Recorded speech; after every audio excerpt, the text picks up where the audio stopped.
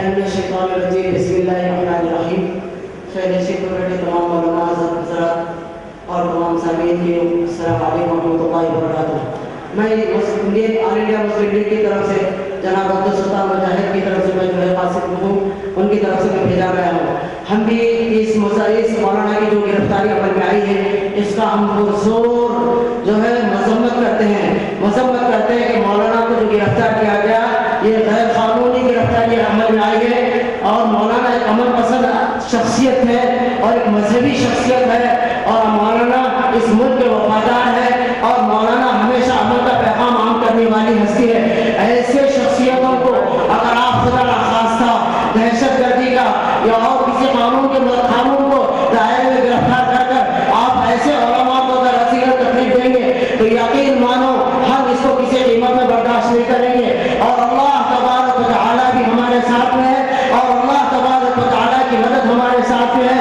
ہاں اگر ہم قصوروار ہیں تو بھی بات ٹھیک ہے، لیکن اگر ہم قصوروار نہیں ہیں اور انتخابات سے پہلے آپ نے یہ جو چال چلی ہے، میں پورے یقین کے ساتھ کہتا ہوں کہ یہ ضرور بضرور یہ سازش ہے مسلمانوں کو دبانے کی اور مسلمانوں کو کمزور کرنے کی اور مسلمانوں کو سیاسی میدان میں نہ اترنے کی. یہ سب سے بڑی سازش ہے.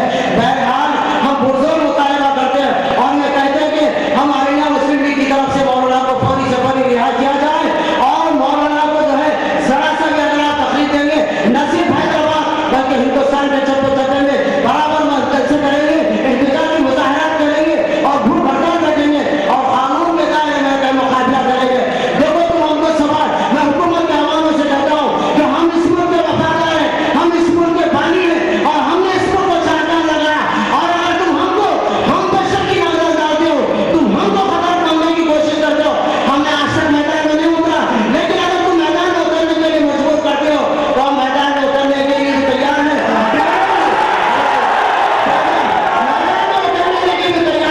اور ہم جیسے جینا جانتے ہیں ویسے مرنا بھی جانتے ہیں. بےرنگ زندگی ہے تو بےرنگ ہی صحیح، زمین تمام پر تو جلدی صحیح. ہم امن چاہتے ہیں تو اس کو جلد بھی نہیں، اور اگر تم جنگ چاہتے ہو تو جلدی صحیح.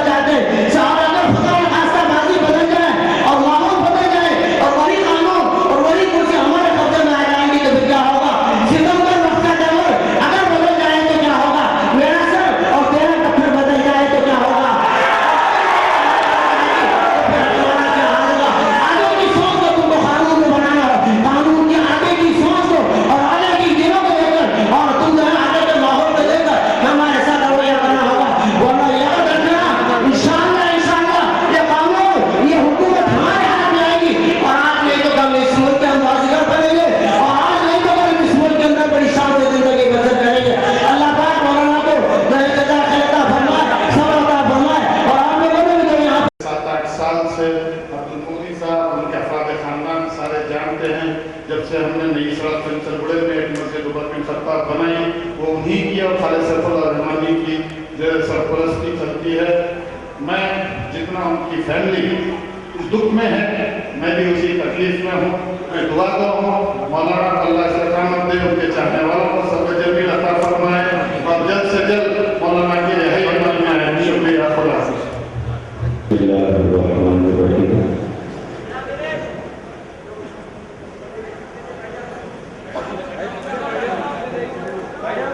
اس وقت دائز پر تشریف فرما علماء کرام، سیاسی قائدین اور مختلف تنظیموں اور جماعتوں ذمہ داران کی خدمت میں دو گزارشات ہیں. ایک تو یہ ہے کہ یہ ظلم اور تشدد کا سلسلہ یہ کوئی نیا نہیں ہے.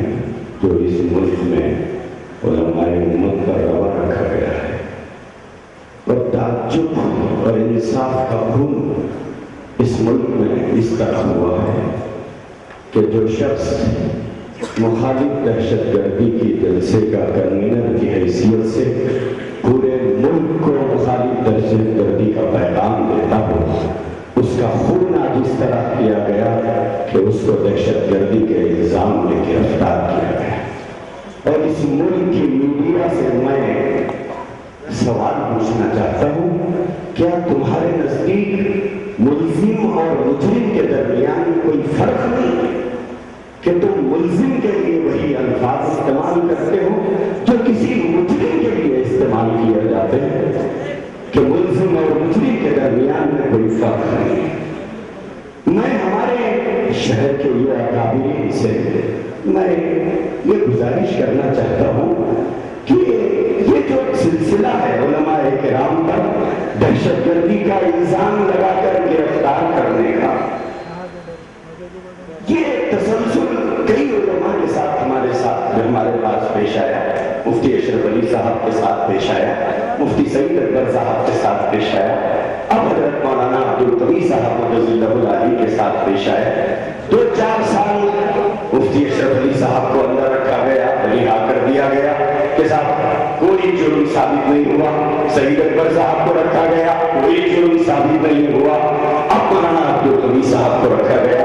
तो मैं इन बड़ों की खिदमत में ये सवाल रखना चाहता हूँ या गुजारिश रखना चाहता हूँ कि जब ये लोग बाहैसियत मुल्जिम गिरफ्तार करते हैं और मुजरिम साबित नहीं कर सकते हैं, तो अदालत जब इनको बेकसूर साबित कर देती है, तो क्या हम इन पुलिस के जिम्मेदारों पर हद इज्जत का मुकदमा दायर करके जहां हमें खड़ा किया जाए,